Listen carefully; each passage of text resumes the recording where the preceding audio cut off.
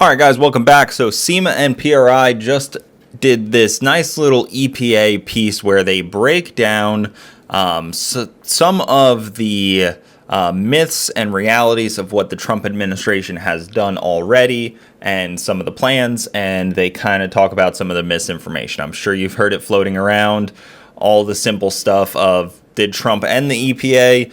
Are diesel deletes legal now? And the EV mandates are gone. Some of those things, how true are they? What's the reality? And all that good stuff. We're going to go through it right now. It's a nice little 3-page breakdown, and I kind of broke it down further to give you guys the quick little elevator pitch of it all. If you guys like this kind of thing, hit the subscribe button. It helps us out a lot and helps me be able to keep doing these kind of things. So let's get into it. And I immediately like the title of it. Here's the truth about emissions restrictions, the Trump administration, and how just one person can ruin all our fun. I assume they're talking about one person being somebody that's just spreading misinformation. Or I don't know who they're talking about. But one person, probably Biden maybe, I don't know. Let's see. So at SEMA, it's our job to pay attention. Our efforts in Washington, D.C. and in states nationwide free you up to do your best. Run your business, work on your car, all that good stuff. So the first thing, Trump ended the EPA. False. The EPA is not over. Trump did not end the EPA. The EPA still exists and enforces environmental laws. However, under Trump, the agency has been rolling back certain regulations, especially those affecting the automotive industry. We've talked about this. Lee Zeldin stepped in, and he's rolling back a ton of the regulations and emissions stuff. Next one, EV mandates are going away. EV mandates and internal combustion engine bans. So EV mandates are completely... The myth is that EV mandates are completely going away. Fact, the Trump administration is reviewing the federal EV mandates, but it's a long process. Meanwhile, states like California still push for ICE bans, internal combustion engine bans, and Congress may challenge California's authority to do so. So California still has the authority to do their own thing unless Congress challenges it. Not Trump, but Congress. So maybe they'll do that, maybe they won't. We'll see how that works out. We can use defeat devices again. Now that's one I keep seeing. Everybody keeps talking about defeat devices like diesel emissions and things like that being legal again.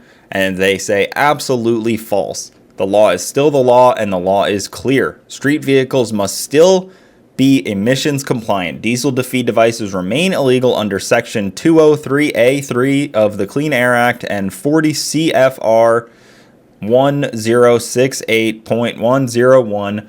This has not changed. The EPA continues to enforce against businesses that manufacture, offer for sale, sell, or install any parts or components that bypass or defeat emissions controls. After President Trump's initial wave of executive orders, U.S. Attorney General Pam Bondi following up with a memo in which she reaffirms that the Department of Justice will even-handedly enforce all federal, civil, and criminal laws, including environmental laws. So, not only did they not make them illegal, they have come out and say they are still going to uphold all laws. I know it's easy to think, oh, maybe they just won't go after people, but I want you to know that's not true. They are still actively going after people. The EPA is still doing it. I've seen it. I've heard it in the last few months, and under the Trump administration, they're still doing that. Simply put, any product, sale, distribution, or use of aftermarket products that take a street use motor vehicle out of compliance with federal emission standards could still face action by EPA and the Department of Justice. And for those who actively share these illegal activities online or social media channels, don't be surprised if you are in fact to be enforced against. If you are the first to be enforced against. Sorry, reading is hard. Whether it is the Trump administration or future administrations, if you act in this manner, you will open yourself up to significant legal repercussions. So, don't post your illegal activity on the internet. If you deleted your truck, just don't talk about it. Don't say you're system fell off in a boating accident or something like that. Just don't do it. And then a few other things. I only race vehicles, so it doesn't matter to me. They got a whole nother point for that. Nobody is going to listen to a small group of extremely online people. Trump is just going to let us do what we want.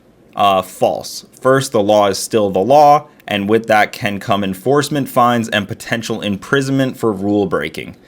There's also the possibility of renewed scrutiny on our industry like what happened during President Trump's first term. If you recall, the EPA in 2019 made enforcement against mobile sources a top binding priority for the following 4 years, forcing industry businesses to provide information on the emissions-related products they sold and the use of these products.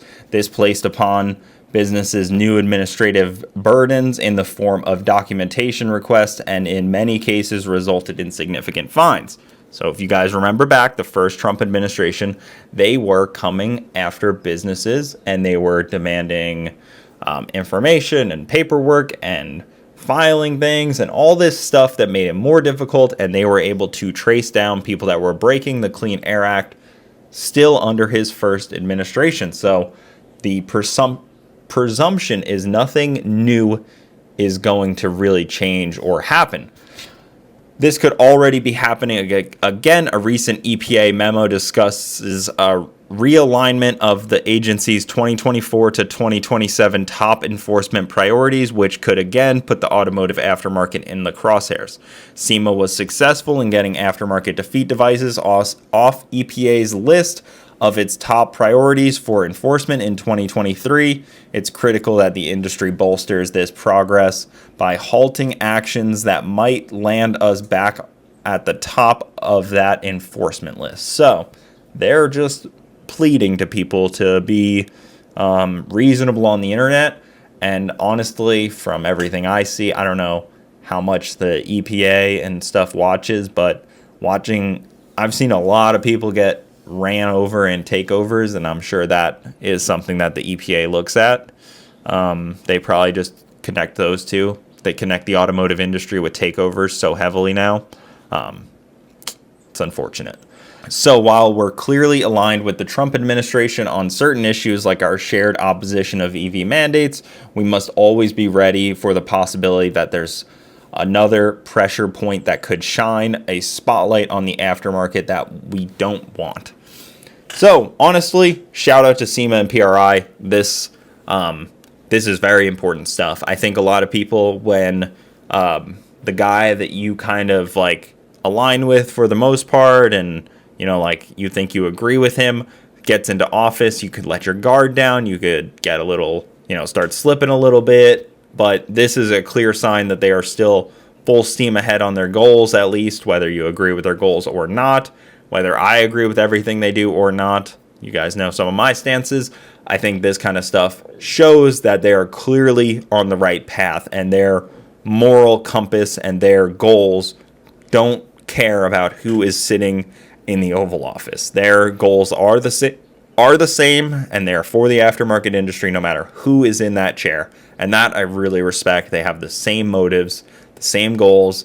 They're keeping an eye on the EPA more potentially now that they agree with him than they did before, where they just distrusted everything. Sometimes I feel the person you agree with, you got to be more worried about in times like this. And in things like this, the EPA, obviously, Trump's got a million things going on. I don't know how involved he is with the EPA, and then even more smaller, like the automotive industry in the EPA. So hopefully it works out. Hopefully between Lee Zeldin and Trump, the things that we want to see happen, and some of these things that are myths become a reality. It'd be cool if diesel deletes became a reality and I could tune and delete my truck without being a criminal. But they make a lot of good points here. I'll link it down below. Hopefully you guys enjoyed this. If you did, hit the like button. If you didn't enjoy it, hit the like button. I will see you next time. Thank you guys so much for watching.